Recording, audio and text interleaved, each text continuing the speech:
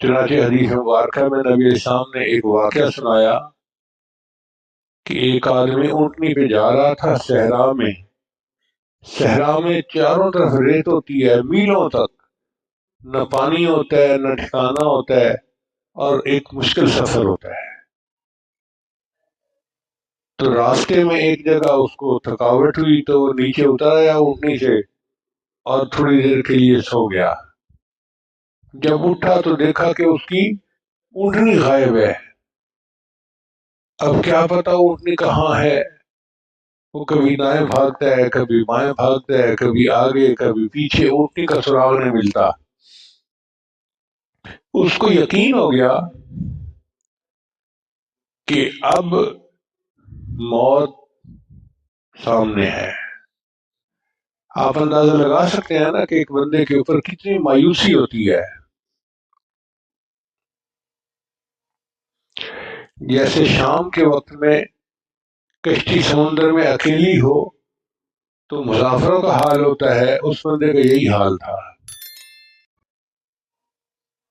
چنانچہ اس کیفیت میں تھکا ہوا تھا، دوبارہ اس کو اونگ آ گئی۔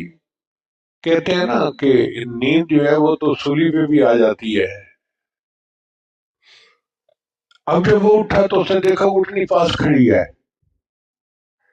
تو اتنا خوش ہوا کہ خوش ہو کر کہنے لگا، اللہ تو میرا بندہ میں تیرا اللہ، یعنی الٹی بات کر گیا۔ کہنا تھا میں تیرا بندہ تو میرا اللہ، یوں کہنا چاہتا تھا، لیکن خوشی کی انتہا اتنی تھی کہ الفاظ یہ نکل گئے منہ سے کہ تو میرا بندہ میں تیرا اللہ۔ تو نبی صاحب نے فرمایا جتنی خوشی اس اونٹنی والے کو اس وقت ہوئی، اس سے زیادہ خوشی اللہ کو اس وقت ہوتی ہے جب کوئی بندہ توبہ کرتا ہے۔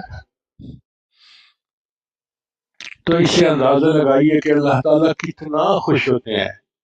اسی اللہ تعالیٰ نے کہ محبوب صلی اللہ علیہ وسلم نے فرمایا التائب حبیب اللہ، کہ اللہ کے سامنے توبہ کرنے والا تو اللہ کا دوست ہوتا ہے۔